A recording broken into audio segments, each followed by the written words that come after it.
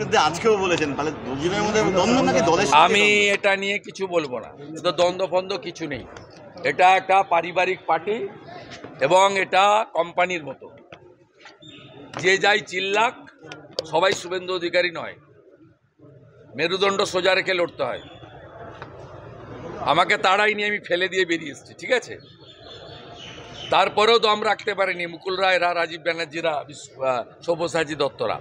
এটা completely lady কিমের party, অত্যাচারী, দুর্নীতিপরায়ণ, রন্ধ্রে রন্ধ্রে চুরি। এই যে খানা খুলে গিয়ে খাবারটা দিচ্ছে না, ওটা হাঁদু খান না ভাদু খানের বালি মাফিয়া। পিছনে দেখবেন ভাদু খানের ছবি। চোর ডাকাতদের বড় চোর হচ্ছে মমতা ব্যানার্জি, ডাকাত, সঙ্গে ভাইপো হচ্ছে আরেকটা বড় তোলাবাজ। অতএব এখানে কল্যাণ, মহুয়া, ঝগড়া এসবের কোনো ফাইনাল কিছু নেই, এগুলো কিছু নয়। তবে ভাইপোর সঙ্গে যদি কল্যাণ ব্যানার্জির তুলনা করেন, আমি বলবো কল্যাণ ব্যানার্জি 11-র পরে আসা লোক নয়। কল্যাণ ব্যানার্জি মুখ খুব খারাপ, আমাকেও অনেক আজে বাজে কথা বলেন এবং আগের ভাইস প্রেসিডেন্টকে অপমান করেছেন, কিন্তু কল্যাণ ব্যানার্জির সঙ্গে এই তোলাবাজ ভাইপোর কোনো কম্পেয়ার চলে না। কল্যাণ ব্যানার্জি পলিটিক্যাল লোক, এডুকেটেড লোক, এবং 11-র পরে দিল্লি থেকে এসে ক্ষীর খাচ্ছেন না। হদ কেটেছিলাম আমরা, কই খাচ্ছে ভাইপো। এটা কল্যাণ ব্যানার্জি নয়, এটুকু। আপনি যাচ্ছেন এফআইআর করতে কোন থানায়? আপনি বললেন না এফআইআর করব, মানে কোথায় কোথায় যাচ্ছেন? এফআইআর মেলে হবে, বিএনএস এ তো ইলেকট্রনিক্স হয়, আমার লয়ার করে দেবে, এক্ষুনি করে দেবে, এক্ষুনি করে দেবে। বাই নেম অভিযোগ হবে। প্রত্যক্ষ মার্ডার করার জন্য উদয়ন গুহ এফআইআর নেমড আসামি হবে, আর পরোক্ষ ধুতিমান ভট্টাচার্য, তিনি মার্ডার করার ক্ষেত্রে ষড়যন্ত্রে লিপ্ত ছিলেন। বিশাল নামা একটা কন্টেম্প্ট করবে জাস্টিস সৌগত ভট্টাচার্যের কোর্টে। আমি একটা রিট করব, দুটো অর্ডার, যা কালকে আমি governor, DGP, home secretary, chief secretary সবকে প্রপারলি পাঠিয়েছি। আমার লয়ার অনিশ দাস, আমার সব পেপার আমি কাল থেকে তৈরি করেছি, এদের ভুগতে হবে। আমি একটা কথা বলে দিলাম, আমি সিপিএম এর সূর্য যখন মধ্য গগনে লক্ষণ সেটকে ফিনিশ করালো, মানে ভোটে হারিয়ে, মমতার সূর্য যখন মধ্য গগনে 211 দিচ্ছে, তাকে হারানো লোক। উদয়ন গুহা আমার কাছে মশা মাছি।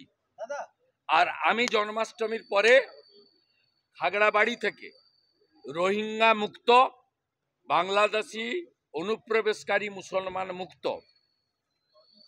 পশ্চিমবঙ্গ ডাক দিয়ে পদযাত্রাটা ওইখান থেকে শুরু করব। না না, মিলে করেছে, মিলে করেছে। হ্যাঁ,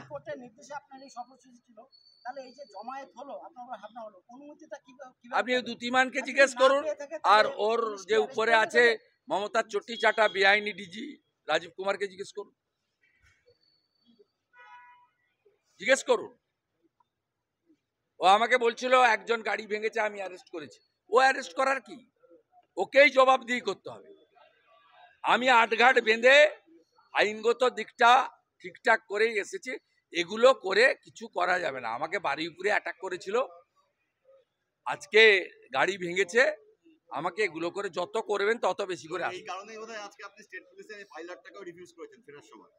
স্টেট পুলিশের পাইলটও আপনি রিফিউজ করেছেন। না, দ্যুতিমানের করবো কেন? যে খুনের ষড়যন্ত্রের সঙ্গে যুক্ত, তার পুলিশকে আমি নিয়ে আসবো কেন? সে তো সামনে কোথাও খুন করিয়ে দিতে পারতো। আপনার গতিবিধিও না না, সে তো আরো বড় ষড়যন্ত্র করতে পারতো, কারণ তার মিশন তো সাকসেস হয়নি। আমি বুলেট প্রুফ গাড়িতে উঠেছি বলে। আমি যদি এই গাড়িটায় থাকতাম, ওই পাথর আর ওই কাঠের যে বাঁশগুলো দিয়ে মারছিল, এ কতক্ষণ থাকতো? 2 মিনিটে উড়ে যেত এবং ভিতরে আমাকে পাথর ছুঁড়ে মাথা থেতলে দিত। চোখের সামনে দেখেছেন, ভিডিও সব কথা বলছে। মুখ্য সচিবকে তো চিঠি দিয়েছে নির্বাচন কমিশন, এই যে দুজন ডব্লিউবিসিএস অফিসার, মোট 4 জন। হ্যাঁ হ্যাঁ, বাধ্য মুখ্য সচিব।